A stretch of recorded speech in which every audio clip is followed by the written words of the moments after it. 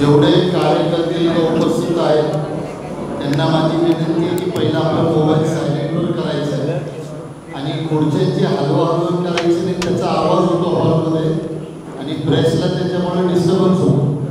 म्हणून जेवढे आपले कार्यकर्ते असतील एकदा बसले तर प्रेस संपूर्ण संपर्क तुम्ही त्या जागेवर बसायचं आणि पत्रकारांना विनंती आपण जी आपली सेटिंग झाली असेल तर आपण सांगावं म्हणजे पत्रकार परिषद सुरू करायची.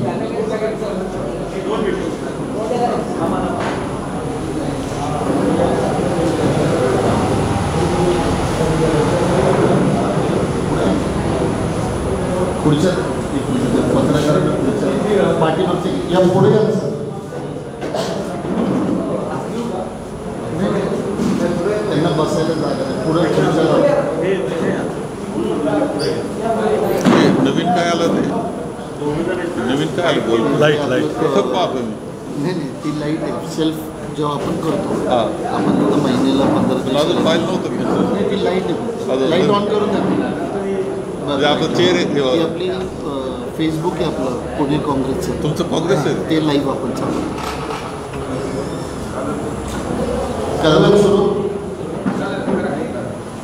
सर्व पत्रकार बंधू आणि बहिणींचं स्वागत करतो.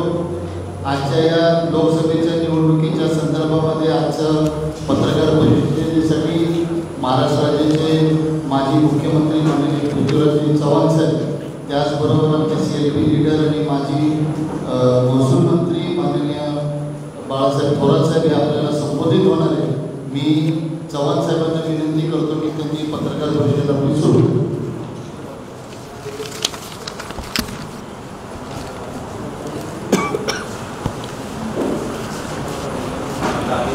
सन्मान्य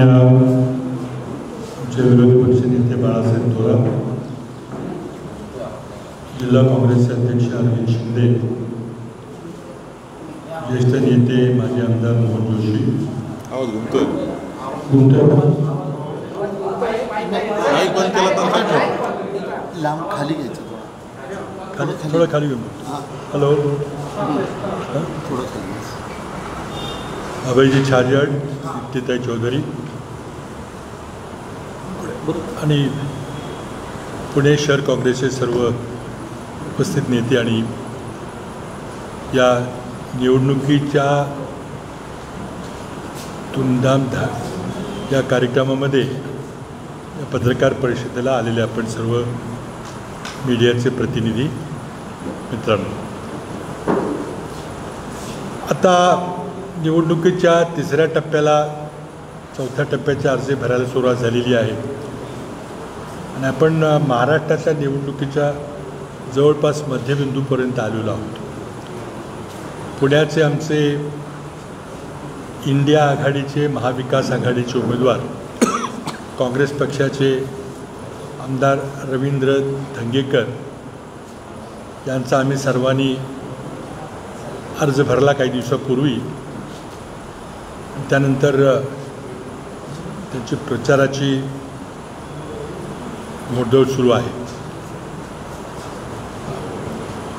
आम्हाला या निवडणुकीमध्ये एक अत्यंत आशादायी चित्र या ठिकाणी दिसतंय. याची मी थोडक्यात कारणं सांगणार आहे. त्या विषयामध्ये 3 मुद्द्यांना मी स्पर्श करणार आहे.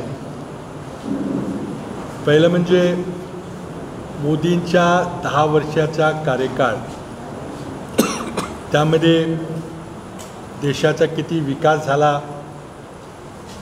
किती अधोगती झाली, मोदींनी 2014च्या पूर्वी दिलेली महत्त्वाची आश्वासनं आणि त्याची किती पूर्तता झाली किंवा झाली नाही, आणि आश्वासन द्यायचं आणि पूर्ण झालं नाही की मग तो जुमला होता म्हणून सोडून द्यायचं, हे लोकांनी सर्वांनी अवलंबलेलं आहे. खरं म्हणजे एखादा पक्ष 10 वर्ष सत्तेत असल्यानंतर जेव्हा पुन्हा निवडणुकीला सामोरं जातो तेव्हा तो आपल्या कार्यकाळाचा कार्यपालन अहवाल, मी 10 वर्षात काय केलं अशा प्रकारचा अहवाल सादर करणं अपेक्षित असतं. पण मोदी सरकारने 10 वर्षाची श्वेतपत्रिका काढली, पण ती मनमोहन सिंगच्या 2004 ते 14 या कालखंडाची. त्यांच्या 2014 ते 24च्या कालखंडाबद्दल ते बोलत नाही. आत्ता कुठंच बोलायला लागलेलं आहे की काल परवाच्या सभेमध्ये त्यांनी टोन बदलला आहे. ते आता म्हणायला लागले की आम्ही काय विकास केला ते सांगायला आलेलो आहे. खरं म्हणजे एक त्यांनी जर अहवाल सादर केला असता आणि तुलना केली असती 2014च्या कालखंडामध्ये तर बरं झालं. तर पण आम्ही थोडी ती तुलना करायचा प्रयत्न करतोय. त्यांनी अनेक आश्वासनं दिली. काही तर ठीक आहे, निवडणुकीमध्ये दिलेली असतात, फार गांभीर्याने घ्यायचे नसतात. पण काही मात्र फार गंभीर आश्वासनं होती. त्यामध्ये अनेक वेळेला त्याचा पुनरुच्चार झालेला आहे. पण ते आश्वासन ते का पूर्ण करू शकले नाहीत किंवा त्यांनी का केले नाही याचं थोडंसं विश्लेषण मी करणार आहे. सगळ्यात महत्त्वाचा एक त्यांनी मुद्दा सुरुवातीला मांडला होता की आम्ही 100 दिवसामध्ये परदेशात असलेला सर्व काळा पैसा घेऊन येऊ. नंतर ते म्हटले होते की तो पैसा आला तर आम्ही 15 लाख देऊ. आता 15 लाख हा जुमला होता. त्यावेळेला आम्ही कोणी विश्वास ठेवला नाही. कारण एखादा साधा शिक्षित माणूस असता तर त्यांनी गुणाकार भागाकार करून हे प्रचंड मोठं अजस्र रक्कम होती आहे. पण अशी काही घोषणा केली नव्हती, पण मोदींनी केली, सोडून द्या. पण 100 दिवसात काळा पैसा आणतो हे आश्वासन गंभीर होतं. आता का गंभीर होतं तर मी थोडक्यात सांगणार आहे. 2016 साली आंतरराष्ट्रीय पातळीवर पानामा पेपर्स नावाचं एक गौप्यस्फोट झाला.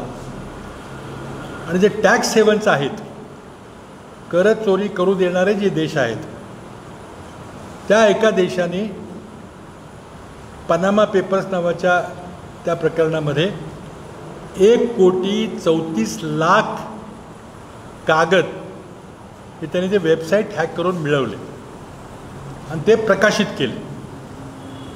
आणि त्या पनामा पेपरचे सर्व कागद कुणाकुणाची पनामा देशामध्ये खाती आहेत या सगळी माहिती त्यांनी सर्व राष्ट्रांना दिली. भारत सरकारला ती 2015मध्ये सर्व माहिती मिळाली.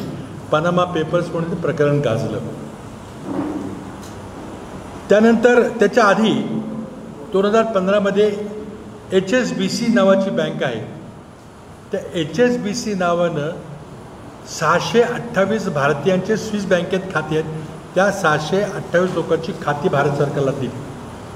2015 पनामा पेपर 2016. नंतर 2017 साली आणखीन एक प्रकरण बाहेर निघालं, त्याला पॅराडाईज पेपर असं म्हणतात. त्यामध्ये 1,34,00,000 कागद सापडले. त्यानंतर भारत सरकारने एक मल्टी एजन्सी टास्क फोर्स केला आणि मग चौकशी करायला सुरुवात केली. आणि पुन्हा तिसरा गौप्यस्फोट म्हणजे 2021 साली पॅन्डोरा पेपर्स नावाचा 1,20,00,000 कागदपत्र मिळाले. आता 4 प्रकरणं मी सांगितली. HSBC, Panama papers, paradise papers आणि पॅन्डोरा पेपर्स. भारत सरकारकडं, मोदी सरकारकडं आपल्या देशातल्या नागरिकांनी स्वित्झर्लंडमध्ये आणि इतर देशामध्ये जो काळा पैसा लपवलेला आहे त्याची सर्व इत्थंभूत माहिती भारत सरकारकडं आहे. मग भारत सरकारने यावर कारवाई केली आहे. त्यावेळेला आपल्याला आठवत असेल की त्यावेळी मोदी सरकारमधले एक राज्यमंत्री, त्यांचंही नाव आलं, त्यांना आता मंत्रिमंडळातून काढून टाकलेलं आहे, विजय माल्यांचं नाव आलं, आणि बऱ्या सिनेस्टार लोकांचं नाव आलं. तर मी नावं कुणाची घेणार नाही, ती छापील आपल्याकडं सगळे आहेत. पण आमचा स्पष्ट आरोप आहे की मोदींच्याकडं हे सगळे कागदपत्र असताना तरी कुणाहारी कारवाई केली नाही आणि कुठंतरी तोडपाणी झालेलं आहे. तुमची नावं आलेली आहेत, आम्ही कारवाई करायची का नाही ते सांगा. आणि 2014 ते 21पर्यंत जेवढे कागदपत्र आली त्याचं काय झालं ते मोदी काही सांगत नाही. तर हा अतिशय अर्थव्यवस्थेकरता अत्यंत गंभीर विषय आहे. कारण एक आकलन असं आहे की $1 अब्ज एवढा काळा पैसा आहे आणि त्यामुळे भारताच्या अर्थव्यवस्थेवर अत्यंत अनिष्ट परिणाम होतो. आता जेव्हा निवडणुकीनंतर इंडिया आघाडीचं सरकार येईल तेव्हा ते सरकार सर्वात पहिल्यांदा हे कागदपत्र खुले करून ज्यांनी पैसा परदेशी लपवलेला आहे त्यांच्यावर कडक कारवाई करायचं आम्ही निश्चित त्या ठिकाणी आश्वासन देतो. काळ्या पैशाचं हे एक आश्वासन झाले माझ्या दृष्टीने अत्यंत महत्त्वाचं आहे भारताच्या अर्थव्यवस्थेकरता. त्यांनी त्याबद्दल काही केलं नाही. याचं उत्तर मोदींनी दिलं पाहिजे की तुमच्याकडं सर्व कागदपत्र असताना तुम्ही यावर का कारवाई केली नाही. दुसरं एक अत्यंत महत्त्वाचं आश्वासन त्यांनी दिलं होतं की 2 कोटी रोजगार दरवर्षी. सगळ्या आपल्याला माहिती आहे, आपण प्रत्येक सभेमध्ये बोलतो. पण 2 कोटी रोजगार दरवर्षी म्हणजे 10 वर्षामध्ये 20 कोटी लोकांना रोजगार उपलब्ध व्हायला पाहिजे होते. आणि 20 कोटी लोकांना रोजगार उत्पन्न झाले असते, निम्म्यानं झाले असते, 10 कोटी झाले असते, तरी आज आपल्या देशामध्ये बेरोजगारीचा प्रश्न निर्माण झाला नसता. पण हे फक्त निवडणुकीची मतं घेण्याकरता काही विचार न करता किंवा अर्थव्यवस्थेचा काही अभ्यास न करता दिलेलं आश्वासन होतं. तसंच तिसरं आश्वासन शेतकऱ्यांना दिलं होतं. शेतकऱ्याचं उत्पन्न दुप्पट करतो 2022पर्यंत. स्वामीनाथन कमिटीच्या सूत्राप्रमाणे उत्पादन खर्चाच्या वर 50% नफा मिळेल असं हमी किंमत लावतो आणि हमी भावाची कायदेशीर हमी देतो. आता हे हमी भावाची कायदेशीर हमी हे 2014चं आश्वासन नाही आहे, तर ते शेतकऱ्यांचं जे आंदोलन झालं 2 वर्षापूर्वी, ते आंदोलन सोडवताना मोदी सरकारने दिलेलं आश्वासन होतं की आम्ही हमी भाव मिळेल याकरता आम्ही कायदा करू. पण त्याबद्दलही सरकारने काही केलेलं नाही. हे करता येणार नाही, त्याला 10 लाख कोटी रुपये लागतील, 20 लाख कोटी रुपये लागतील, असं काहीतरी हे सगळं फिरवून टाकायचा प्रयत्न चाललेला आहे. आणि त्यामुळं शेतकऱ्यांच्या जीवनामध्ये मोदी सरकारनं अक्षरशः विष कालवलेलं आहे. याचं कारण काय आहे? तर मोदी सरकारने 2 वर्षापूर्वी अचानक कोणाशी सल्ला न करता, शेतकऱ्यांना विश्वासात न घेता, संसदेमध्ये चर्चा न करता 3 शेती कायद्यामध्ये सुधारणा केल्या. त्याला आम्ही 3 काळे कायदे म्हणतो. त्याविरुद्ध उत्तरेतल्या शेतकऱ्यांनी प्रचंड मोठं आंदोलन उभं केलं. आणि मला वाटतं जगाच्या इतिहासामध्ये एवढं मोठं आणि प्रदीर्घ असं चालणारं आंदोलन क्वचितच कुठं घडलं असेल. वर्षभराच्यापेक्षा जास्त आंदोलनामध्ये 700 लोकांचा बळी गेला. आणि शेवटी नरेंद्र मोदींना माघार घ्यावी लागली, ते कायदे रद्द करावे लागले. अक्षरशः शेतकऱ्यांनी नरेंद्र मोदी सरकारचं नाक मातीत घासलं. त्यामुळं अपमानित झालेल्या मोदी सरकारनं आता सर्व शेतकऱ्यांच्यावर सूड उगायचं ठरवलेलं आहे. आणि आता जी शेतकऱ्यांची जी आर्थिक परिस्थिती आहे त्यामध्ये स्वामीनाथन आयोग नाही, उत्पन्न दुप्पट नाही किंवा हमी भावाचा कायदा नाही, हे काय करत नव्हते. पण जर शेतकऱ्याला 4 पैसे मिळत असतील तर त्यावर निर्यात बंदी करून ते भाव खाली पाडले. उदाहरणार्थ कांद्याचं उदाहरण आपण जर घेतलं तर कांद्याला चांगला दर आला होता. 40 रुपये किलो कांदा जायला लागला होता. शहरात थोडीशी ओरड व्हायला लागली होती. पण हे शेतीमध्ये सायकल असते. एखादं वर्ष चांगलं जातं, एखादं वर्ष खराब जातं आणि मग सरासरी काढली तर शेतकऱ्याला काही 2 पैसे शिल्लक राहतात. पण मोदींच्या कांद्यावर निर्यात बंदीचा निर्णय असेल, गव्हावर निर्यात बंदीचा निर्णय असेल, तांदळावर निर्यात बंदीचा निर्णय असेल, साखरेवर निर्यात बंदीचा निर्णय असेल, या सगळ्या निर्णयामुळं शेतीमालाचे भाव पाडले गेले. आज सोयाबीनची बाजारभावाची किंमत ही 10 वर्षापूर्वी जी होती तितकी आहे. आणि आपल्याला माहिती आहे की 2014च्या निवडणुकीमध्ये विरोधी पक्ष नेते देवेंद्र फडणवीसांनी सोयाबीनच्या भावाबद्दल कसलं आंदोलन केलं होतं. पण हे सगळे विसरले आता. आणि त्यामुळे आमचा आक्षेप आहे की हा नरेंद्र मोदी शेतकऱ्यांच्यावर सूड घ्यायची त्यांची कारवाई चालली आहे. कारण शेती कायदे त्यांना परत घ्यावे लागले, त्यांचा खूप मोठा अपमान झाला आणि त्याचा बदला, अक्षरशः त्याचा बदला, त्याचा सूड आता मोदी सरकार शेतकऱ्यांच्यावर घेते. शेतकऱ्यांच्या प्रचंड आत्महत्या होत आहेत आणि या निवडणुकीमध्ये शेतकऱ्यांचं मतदान हे अत्यंत महत्त्वाचं असणार आहे. तर काही कुठं प्रचार करायची गरज नाही आहे. एक कांदा उत्पादक शेतकरी, आज मला 40 रुपये किलो जर दर मिळाला, माझं 2-2.5 एकर रान आहे, माझं इतके उत्पन्न इतकं येईल, त्याला गुणाकार सरळ सांगतो त्याचं एकेका एकरामध्ये 2-2 लाखाचं नुकसान झालं तर त्याला ते सहज आता कळतं. आणि त्यामुळं सर्व शेतकरी वर्ग नरेंद्र मोदी सरकारच्या विरोधात पेटून उठलेला आहे. आता या निवडणुकीमध्ये अनेक त्यांनी आश्वासन दिली होती, सगळी काही उल्लेख करत नाही. डिझेल पेट्रोलचा भाव आम्ही 35 रुपये लिटरवर आणू म्हणून सांगितलं होतं. देशाची अर्थव्यवस्था $5 ट्रिलियन एवढी 22पर्यंत करू, ती काय झाली नाही. 2022पर्यंत प्रत्येकाला राहायला घर देऊ, तेही काही झालं नाही. आणि 100 स्मार्ट सिटी तयार करू, तेही कुठं काही अस्तित्वात आल्याचं दिसत नाही. अशी अनेक आश्वासनं मोदींनी दिलं. आणि आमची खरं मागणी आहे की अजूनही निवडणूक चालू आहे, परंतु नरेंद्र मोदींनी जनतेला एक अहवाल सादर केला पाहिजे की त्यांनी दिलेली आश्वासन. आणखी सांगायचं झालं तर नोटबंदी करताना त्यांनी आश्वासन दिलं होतं की देशातला भ्रष्टाचार संपून जाईल, देशातला काळा पैसा संपून जाईल, देशाचा आतंकवाद संपून जाईल. काय झालं या आश्वासनांचं? मला वाटतं ही सगळी दिलेली आश्वासनाची यादी तुमच्याकडे नसेल तर आम्ही देतो तुम्हाला. त्या आश्वासन तुम्ही का पूर्ण करू शकला नाही आणि तुम्ही मागच्या आश्वासनाची पूर्ती करू शकला नाही, मग आता तुम्ही दिलेल्या आश्वासनाची तुम्ही कशी पूर्ती करणार याचा एक अहवाल आपण खरं म्हणजे सादर करायला पाहिजे होता. नाही तर हा चर्चेचा मुद्दा राहणार आहे. आता नोकऱ्यांचा विषय मगाशी बोललो, अत्यंत गंभीर विषय. नोकऱ्या का मिळत नाही? नरेंद्र मोदींच्या कालखंडामध्ये अर्थव्यवस्थेचा दर मंदावलेला आहे. पुन्हा एकदा मी सांगतो की नरेंद्र मोदींच्या 10 वर्षाच्या कालखंडामध्ये अर्थव्यवस्थेचा विकास जो तो मनमोहन सिंग सरकारच्या काळात होता त्यापेक्षा खूप खाली मंदावलेला आहे.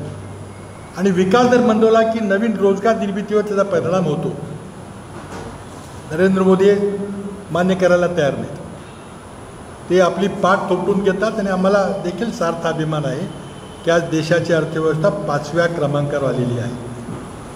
पण मी पुन्हा एकदा त्या ठिकाणी आपल्याला सांगू इच्छितो की नरेंद्र मोदींच्या काळामध्ये जर अर्थव्यवस्थेचा विकास दर मनमोहन सिंग यांच्या विकास दरा एवढा असता तर आज भारताची अर्थव्यवस्था 3ऱ्या क्रमांकावरती 5व्या नव्हे.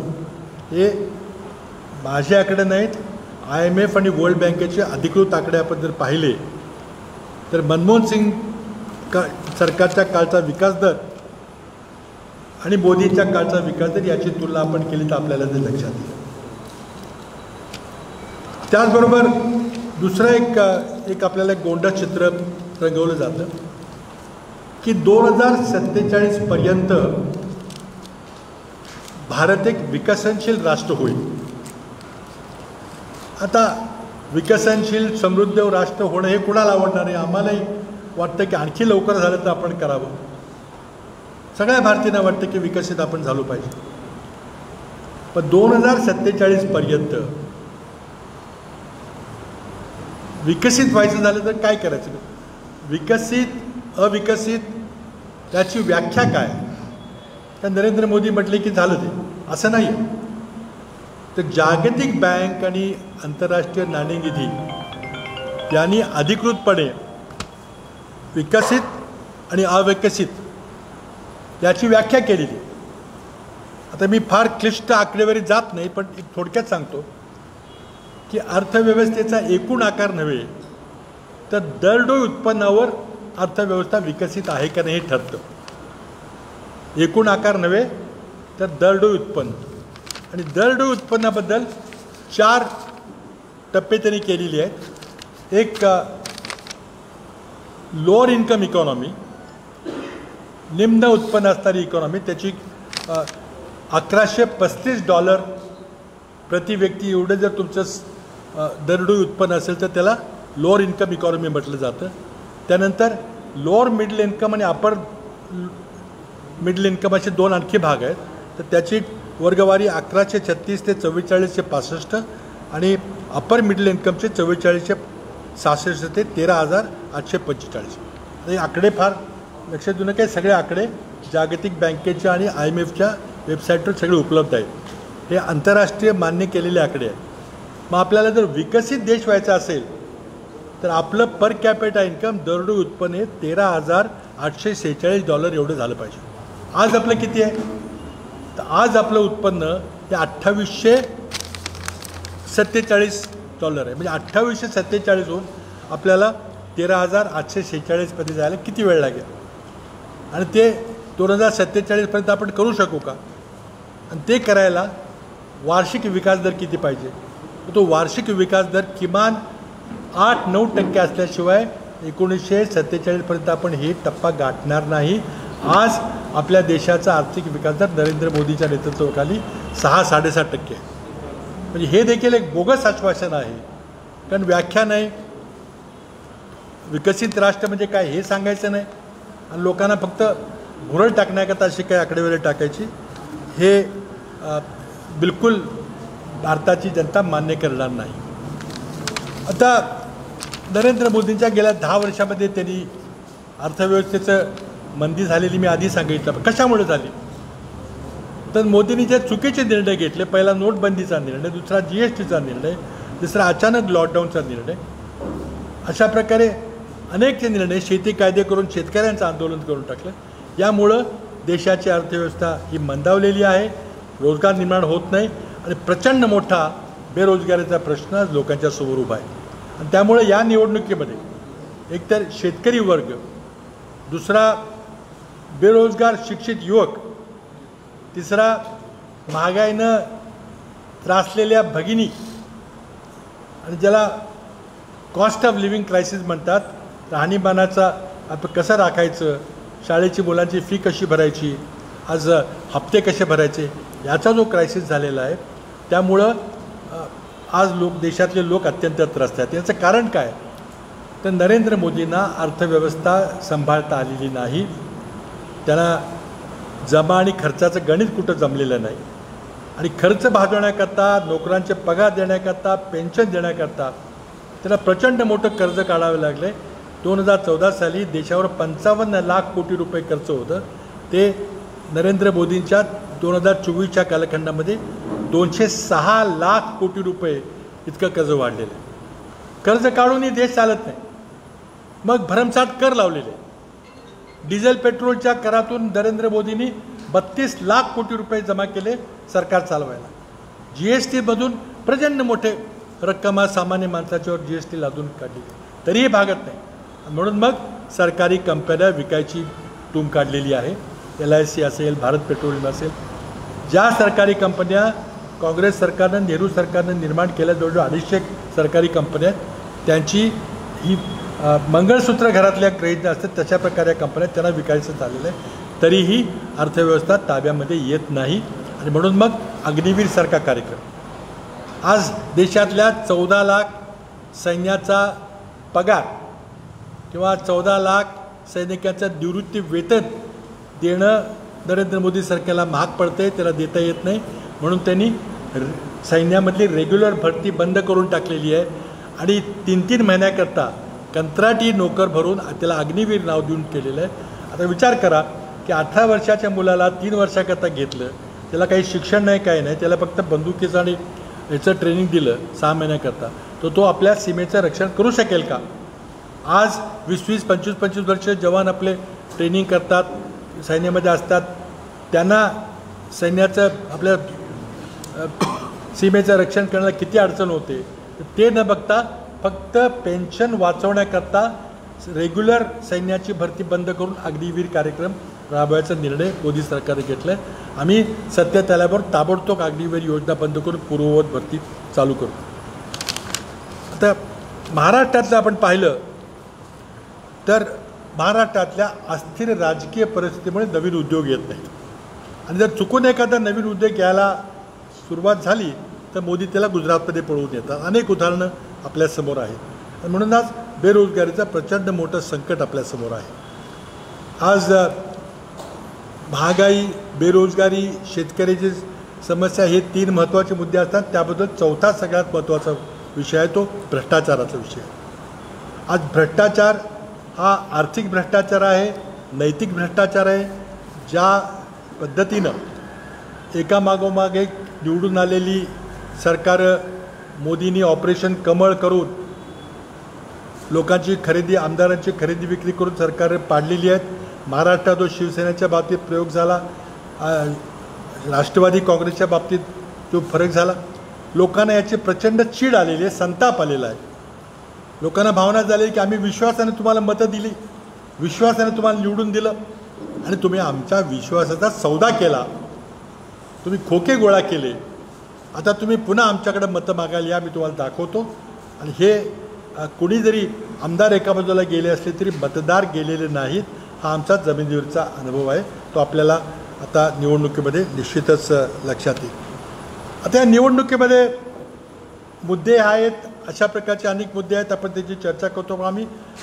आमची स्ट्रॅटेजी काय निवडणूक जिंकण्याकरता थोडक्यात मी सांगू इच्छितो की भाजपला 2014मध्ये फक्त 31% मतं पडली होती. 19मध्ये ती 37% गेली, कारण 6% मतं पुलवामा बालाकोटमध्ये त्यांची वाढली. आता यावर्षी बालाकोट पुलवामा काही नाही आहे, तर पुन्हा भाजपचा आकडा हा 30-31% खाली आलेला आहे. म्हणजे 70% लोकांनी नरेंद्र मोदींच्या विरोधात मतदान केलं असलं तरी त्या मताचं विभाजन झाल्यामुळं नरेंद्र मोदी निवडून येत आहेत. आणि म्हणून आम्ही इंडिया आघाडी केली की विरोधी पक्षाच्या मताचं विभाजन होऊ नये. आता 100% आम्हाला यश आलं नाही, 1-2 राज्यामध्ये आम्ही करू शकलो नाही, तिथं पुन्हा तोडफोडीचा प्रयत्न बिहारसारख्या राज्यामध्ये झाला. परंतु बऱ्याच ठिकाणी दिल्ली असेल, UP असेल, बिहार असेल किंवा महाराष्ट्र असेल, या ठिकाणी इंडिया आघाडीचा प्रयोग यशस्वी झालेला आहे. तामिळनाडूमध्ये झालेलं आहे.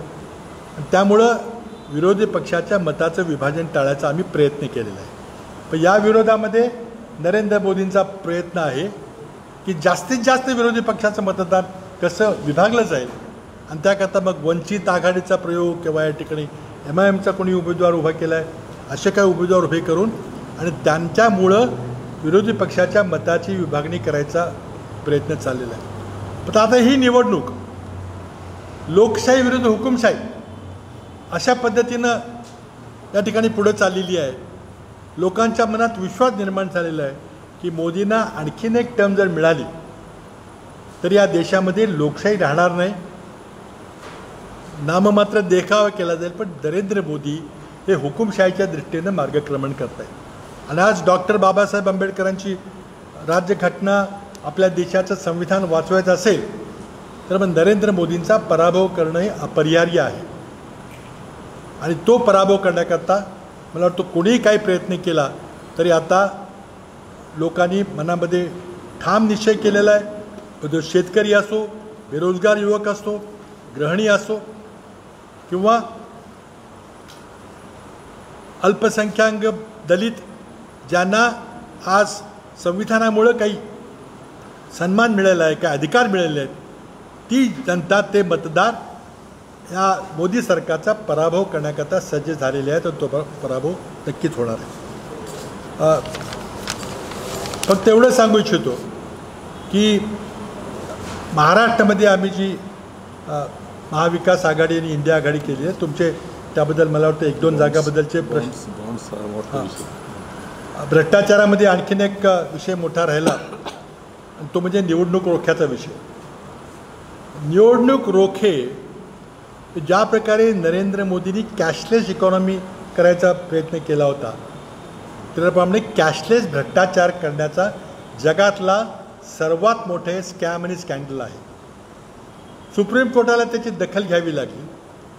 निवडणूक रोख्याची सर्व योजना ही घटनाबाह्य असा निर्णय दिला.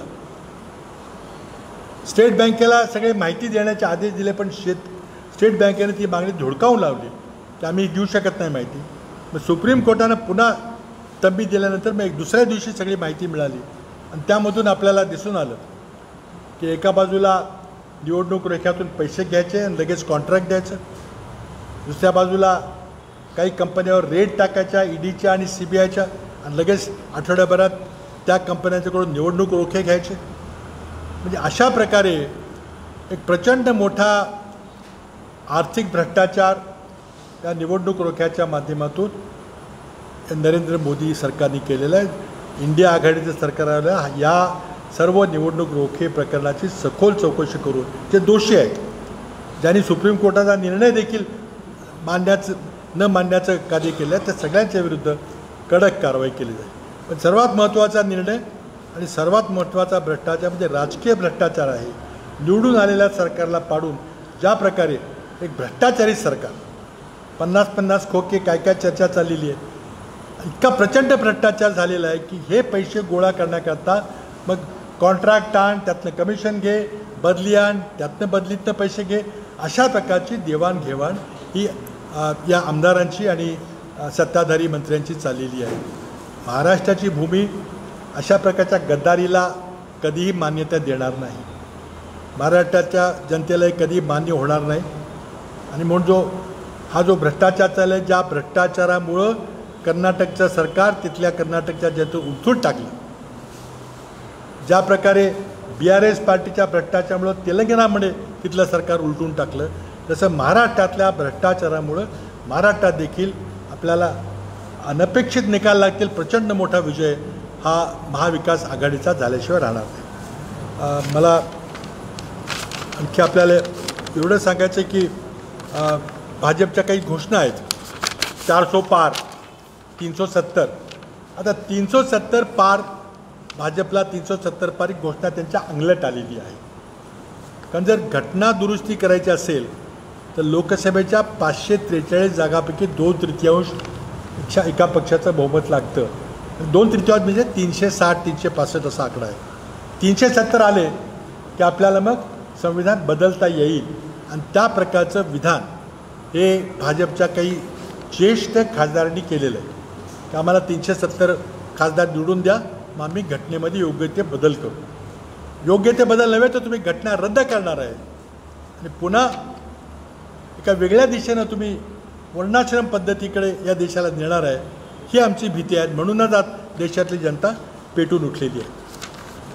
400 पार, 370 पार घोषणा ऐकायला वाटतं की अरे बापरे, खूप जोरात घोषणा चाललेल्या आहेत. पण मी आपल्याला उदाहरण देतो की 2017मध्ये गुजरातमध्ये सांगितलं की 150 जागा येतील, आल्या 99. 218मध्ये छत्तीसगडमध्ये म्हटले 50 येतील, आल्या 15. 2018मध्ये मध्य प्रदेशमध्ये 200 पार, आल्या 100. 219मध्ये हरियाणाचा नारा होता 75 पार, आल्या 35. 220मध्ये दिल्लीमध्ये 45 पार, आल्या 8. 221मध्ये तामिळनाडूमध्ये 118 पार, आल्या 4. 221 बंगाल 200 पार, आल्या 77. 223 कर्नाटकमध्ये म्हटले की 130 पार, आल्या 66. त्यामुळं 400 पार याची जेव्हा निवडणुकीचा निकाल लागेल तेव्हा 200 देखील पार होतील का नाही याची आम्हाला शंका आहे. कारण आत्तापर्यंत त्याचं ट्रॅक रेकॉर्ड त्यांच्या केलेल्या घोषणेच्या निम्मीच माणसं त्यांची निवडून येतात. आज तिसरा मुद्दा मला जो आपल्याला थोडक्यात सांगायचा आहे तो म्हणजे काँग्रेस पक्षाचा जाहीरनामा. काँग्रेस पक्षानं 5 घटकांना आश्वासन दिलेलं आहे. शेतकरी, युवक, महिला, कामगार आणि सामाजिक न्याय. आणि त्यामध्ये मग आमचं जे आश्वासन आहे त्यामध्ये 30 लाख रिक्त सरकारी नोकऱ्याची भरती, प्रत्येक पदवीधर युवकाला 1 लाख रुपये वर्षाचं मानधन, पेपर फुटीबद्दल कडक कायदा, स्टार्टअप ज्या नवीन कंपन्या, उद्योजक नवीन कंपन्या सुरू करतात त्यांच्याकरता 5,000 कोटीचा विशेष निधी आणि अग्निवीर योजना, ज्यामुळं अनेक लाखो युवकांना सैन्यामध्ये एक करिअर मिळतं. ती अग्निवीर योजना पुन्हा सुरू करण्याचं आश्वासन मी युवकांना दिलेलं आहे. महिलांच्याकरता आर्थिकदृष्ट्या कमकुवत असलेल्या घराण्यातल्या महिलांना 1 लाख रुपये मानधन वर्षाचं दिलं जाणार आहे. सरकारी नोकऱ्यामध्ये 50% महिलांना आरक्षण, त्याचबरोबर आशा सेविका, अंगणवाडी सेवकांच्या मानधनामध्ये दुपटीनं वाढ. शेतकऱ्यांना किमान हमी भावाचं कायदेशीर हमी देण्याचा कायदा करण्याचं आश्वासन. शेतकऱ्यांची कर्जमाफी करण्याकरता एक विशेष आयोग. माहिती आहे आपल्याला की UPA सरकारनं 72,000 कोटी रुपयाची कर्जमाफी केली होती. म्हणजे आम्ही नुसती पोकळ आश्वासन देता आम्ही करून दाखवतो. त्याचप्रमाणे कृषी मालावर कृषी उपकरणावर GST माफ करण्याचा निर्णय, पीक विमा योजनेची रक्कम 30 दिवसाच्या आत शेतकऱ्याच्या खात्यावर जमा करण्याचा निर्णय, सामाजिक न्याय आम्ही तिथं देऊ करणार आहे. त्यामध्ये एक जातीवार जनगणना एक महत्त्वाचा विषय आहे आणि ज्याच्या जातीची जेवढी संख्या असेल त्याच्या प्रमाणामध्ये त्याला न्याय द्यायचा प्रयत्न करून जे आत्ता आरक्षणावर 50% मर्यादा आहेत त्या देखील काढून टाकण्याचा निर्णय केला जाईल. आणि श्रमिकांना, कामगारांना किमान 400 रुपये रोज द्यायचं आश्वासन आहे. मोफत आरोग्य सुविधा आणि जीवन विमा आणि त्याचबरोबर महिला कष्टकऱ्यांना मिळणारे जे वेतन आहे ते पुरुषा इतकंच समान वेतन दिलं जाईल. असे काही ठळक मुद्दे आमच्या जाहीरनाम्यामध्ये. आमचा जाहीरनामा खूप मोठा आहे त्यामुळं आपल्याला प्रत्येक घटकाला आम्ही जी आश्वासन दिलेली आहेत तर ती आश्वासनं आम्ही लोकांच्यापर्यंत पोचवायचा प्रयत्न करतो आहे.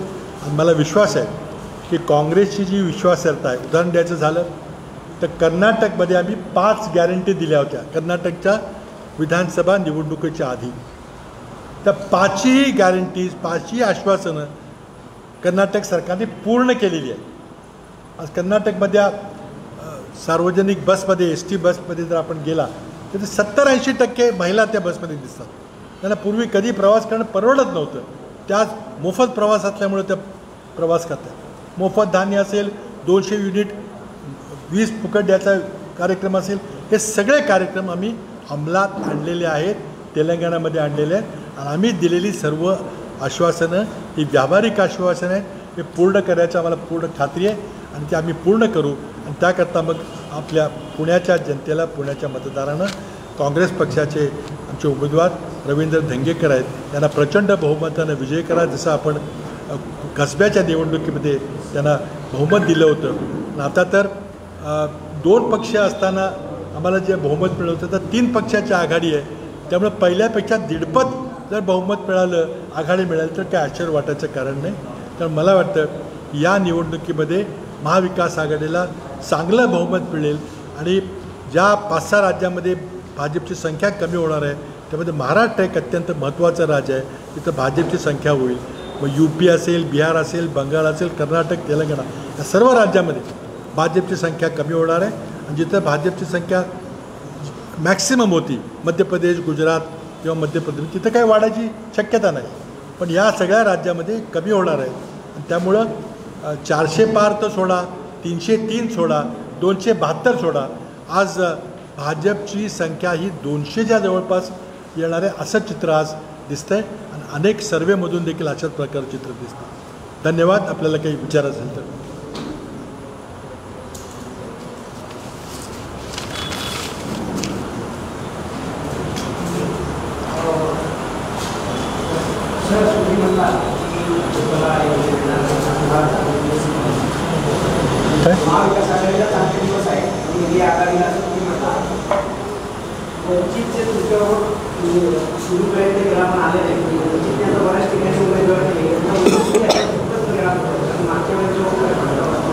हे पण मागच्या वेळेला वंचित आणि MIMची आघाडी होती आणि त्यावेळेला वंचितला राज्यामध्ये 7% मतं पडली होती. आता MIM जर जवळ नसेल तर त्या 60%मध्ये MIMची मतं किती होती? ती जर 4% मतं वजा केली तर वंचितची मागच्या निवडणुकीच्या जर आपण तुलनेत पाहिलं तर 3% ताकद राहिली असं आम्हाला वाटतं. आणि आता संविधान बचाव विषय झाल्यामुळं आणि प्रकाश रावनी अत्यंत एक वेगळ्या प्रकारची भूमिका घेऊन विरोधी पक्षाच्या मताची विभागणी करण्याचं काम केल्यामुळं आता त्यांना मानणारे, त्यांना नेतृत्व मानणारे समर्थकसुद्धा आज त्यांच्या या भूमिकेबद्दल एक मोठं प्रश्नचिन्ह त्यांच्यासमोर आहे. तर मला वाटतं आहे की आज आपल्याला डॉक्टर बाबासाहेब आंबेडकरांचं संविधान वाचवायचं असेल तर मोदींच्या विरोधात पडणाऱ्या मताची विभागणी टाळायचं काम करायला पाहिजे. म्हणून वंचितचा मला वाटतं काही फार फटका बसणार नाही, MIMचाही काही फटका बसणार नाही.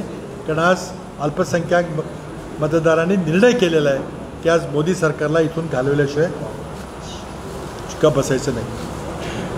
उद्धव ठाकरेंना निवडणूक चर्चा केली आहे त्यामध्ये जय भवानी असा उल्लेख करण्यात आला, त्याला निवडणूक आयोगाने आक्षेप घेतला. त्या संदर्भात नोटीस सुद्धा बजावली आहे. नाही, आता ही नोटीस आलेली असं मी ऐकलेलं आहे. आता मला वाटतं की शिवसेना त्या नोटिसीचं कायदेशीर उत्तर देईल किंवा त्यामध्ये काही बदल करायचे ते करतील. हा मला वाटतं प्रश्न हा शिवसेनेच्या नेतृत्वाने उत्तर द्यायचा प्रश्न आहे. काँग्रेसने पण तक्रार केलेली की मुरलीधर मोहोळ यांच्या कॅम्पेनवरती श्रीरामाचा फोटो वापरला. काय मुरलीधर मोहोळ यांच्या कॅम्पेनवरती श्रीरामाचा फोटो वापरला, त्याला मी काँग्रेसची तक्रार दिली. नाही, मी माहिती मला घ्यावी लागेल की काय केली आपण रामाचा. हां, मला आता सांगण्यात आलं आहे की तिथं रामाच्या फोटोचा वापर केल्याबद्दल तक्रार केलेली आहे. काँग्रेसमध्ये बऱ्याच ठिकाणी अंतर्गत वाद असतील किंवा पक्षाच्या विरोधात बोलणे असे काही प्रकार सुरू आहे. तर आपण आमच्या लोकांवर कधी कारवाई करणार आहात?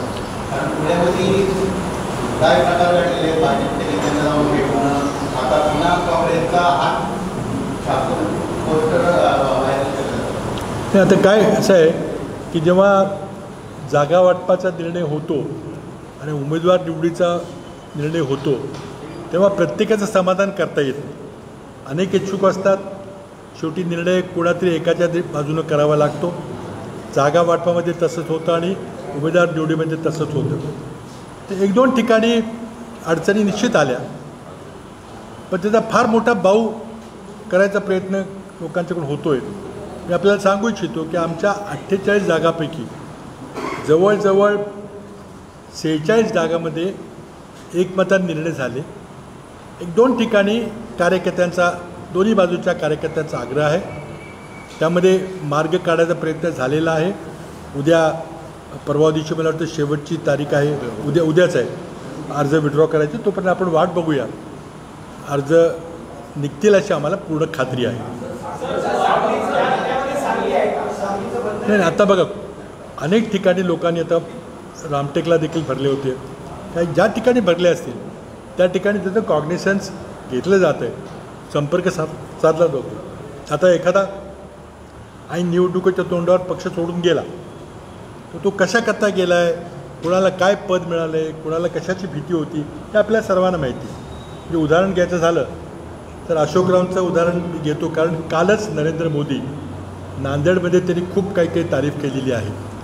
पण 2014 साली नरेंद्र मोदी लोकसभा निवडणुकीमध्ये नांदेडमध्ये काय बोलले होते याची आठवण सगळ्यांना आहे. अशोकरावांच्या विरोधात ते म्हटले होते, इतक्या भ्रष्ट माणसाला काँग्रेसची लोकसभेचं तिकीट दिलेलं आहे, हे आपण सगळ्यांनी ऐकलेलं आहे. आता त्यांना जवळ घेऊन त्यांचा भ्रष्टाचार संपला का त्यांना लॉन्ड्री मशीनमध्ये तिथं वॉशिंग मशीनमध्ये धुतलं की ते साफ झाले का. त्यामुळे आता असे विषय आहेत ते सोयीप्रमाणे. आता 70,000 कोटीचा घोटाळ्याचा प्रश्न काही इथं सांगायची गरज नाही मला, किंवा सगळ्यांना चांगलं माहिती आहे. त्यामुळं म्हणजे काय कुठला शब्द वापरावा मला तर माहीत नाही. म्हणजे खूप स्ट्रॉंग शब्द तोंडात येतो, पण तो वापरला तर थोडीशी पण अडचण होईल. पण इतका दांभिकपणा, इतका खोटाडेपणा हे पंतप्रधानांच्याकडून अपेक्षित नाही. आज ज्या वेळेला पंतप्रधानांना महाराष्ट्राच्या परिस्थितीचं ब्रीफिंग झालं असेल त्यावेळेला 70,000 कोटीच्या सिंचन घोटाळ्याची माहिती दिली असेल, आणि ती जर माहिती असेल आणि पंतप्रधानांनी आपल्या कार्यकारिणीमध्ये त्याचा जाहीर उल्लेख केला, त्याकडे तुमच्याकडे व्हिडिओ सगळे आहेत, पण लगेच ते सगळं कसं माफ होतं. आणि शेवटी आपल्या क्रिमिनल कायद्यामध्ये कुठेही गुन्हा झाला असेल तर गुन्ह्यावर कारवाई करायची ही प्रशासकीय यंत्रणेची कारवाई आहे. एखादा समजा कुठं खून झाला तर SP काय प्रेसला फोन करतो, कारण बघा त्याचं खून झाला आहे, लगेच कारवाई करा ना, त्याला अरेस्ट करा, शोधा कोण गुन्हेगार आहे. जर गुन्हा झाला असेल आणि भ्रष्टाचार हा फार मोठा गुन्हा आहे, 70,000 कोटी रुपये महाराष्ट्राच्या जनतेचे चोरले गेलेत असं नरेंद्र मोदी म्हणत आहेत, तरी तुम्ही आता त्यांच्या मांडीला मांडी गाऊन त्याला आता सभा घ्यायला तुमची जाता येतं. तर त्यामुळे हा दांभिकपणा लोक, आणि विशेषतः युवा पिढी आहे ती सहजासहजी त्यांना माफ केलं असं मला वाटत नाही. विशाल पाटलांच्या उमेदवारीबद्दल काय सांगतो? आणि विश्वजित कदम हे सातत्याने दिल्लीमध्ये जात होते, त्यांनी उघडपणे त्यांची नाराजी व्यक्त केली. विशाल पाटलांच्या उमेदवारीबद्दल काँग्रेसमध्ये काही अंतर्गत नाराजी लागल्यामुळे होता आणि आत्ता स्थिती विशाल पाटलांच्या बद्दल काय? हे पहा, ही निश्चित खरी गोष्ट आहे की खूप सांगलीचे काँग्रेसचे कार्यकर्ते खूप आग्रही होते आणि त्यांनी शेवटपर्यंत श्रेष्ठींच्याकडं अपील करायचा प्रयत्न केला. आम्ही असो, बाळासाहेब असतील, नाना पटोले, सगळ्यांच्याकडे अपील करायचा प्रयत्न, तो त्यांचा हक्क आहे. प्रत्येक कार्यकर्ता आपल्या नेत्यांच्याकडं अपील करण्याचा अधिकार आहे, पण त्यावर जो निर्णय होईल तो निर्णय मान्य करणं हे त्या कार्यकर्त्याचं कर्तव्य आहे. मला खात्री आहे एकदा निर्णय झालेला आहे. सगळे निर्णय काय सगळ्यांना मान्य होत नाहीत. पुण्यामध्ये काही थोडंसं नाराजी नाट्य झालं असं आपल्याला परिचित आहे. काही काही ठिकाणी होतं, पण एकदा निवडणूक सुरू झाली की सगळे मग चर्चा करून कामाला लागतात. मला खात्री आहे की सांगलीमध्ये देखील अशा प्रकारे एक गोड शेवट होईल आणि मी ताकदीनं सांगलीची जागा लढवू. आमच्या 2 जागा अजून ठरवायच्यात, निश्चित करायच्यात, पण त्या थोड्या उशिरा आहेत. म्हणून काही दिवसातच मुंबईच्या 2 जागाचा निर्णय होईल. त्यामुळं काही ठिकाणी लोकांनी नाराजी व्यक्त केलेली खरी गोष्ट आहे, ती प्रत्येक पक्षात आहे. आज भारतीय जनता पक्षाला, महायुतीला मला वाटतं 7-8 जागाचा निर्णय अजून घेता आलेला नाही. नाशिकला काय झालं आपण पाहिलं. खुद्द भाजपच्या नेत्यांनी नाशिकची जागा ठरवली होती, कुणाला उमेदवार करायचं सांगितलं होतं, आश्वासन दिलं होतं, पण खालच्या पातळीवर मला वाटतं मुख्यमंत्र्यांनी ते जुळून लावलं आणि मग नंतर पुढं काय झालं आपण ऐकलेलं आहे. त्यामुळं महायुतीमध्ये काही सगळं आलबेलं असं नाही आहे. त्यांच्यापेक्षा आमच्याकडे कमी अडचण आहे, पण तुम्ही म्हटला तसे 1-2 प्रश्न आहेत, ते आम्ही निश्चितच एक दिवसभरामध्ये सोडवायचा प्रयत्न करू.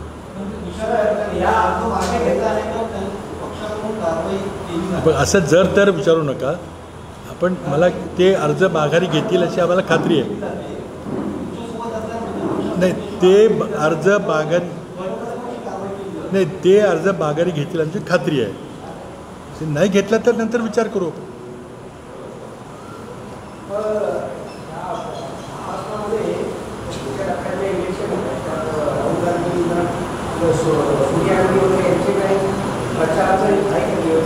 मला जे आत्तापर्यंत कळलेलं आहे ते राहुल गांधी महाराष्ट्रात सभेला येत आहेत. त्यांच्या 3-4 सभा निश्चित झालेल्या आहेत याची मला माहिती आहे. प्रियंका गांधी काही ठिकाणी येणार आहेत.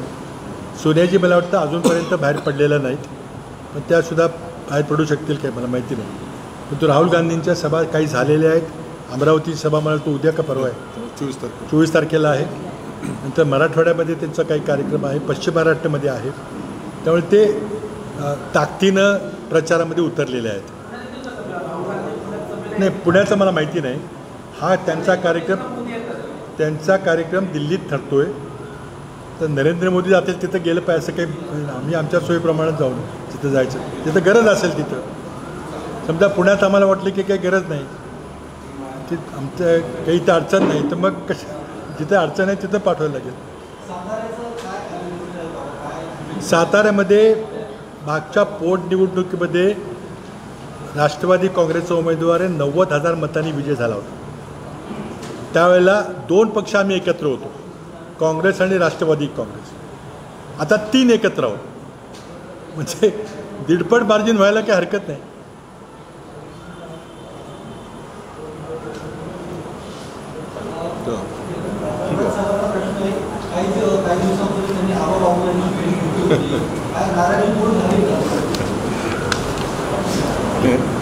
आत्ताच पृथ्वीराज चव्हाण साहेबांनी सांगितलं की ज्यावेळेस अनेक इच्छुक असतात, एकाला तिकीट होतं, त्या नाराज्या येत असतात. नाराज होणारा जो आपला प्रमुख असतो, इच्छुक असतो, त्याच्याकडे जाणं बोलणं हे आमचं कामच आहे. म्हणजे त्या पद्धतीनं आम्ही प्रयत्न हा केलेला आहे. मला वाटतं नाराजी दूर होईल. चला, थँक्यू, धन्यवाद. खूप मटेरियल दिलं तुम्हाला भावाने.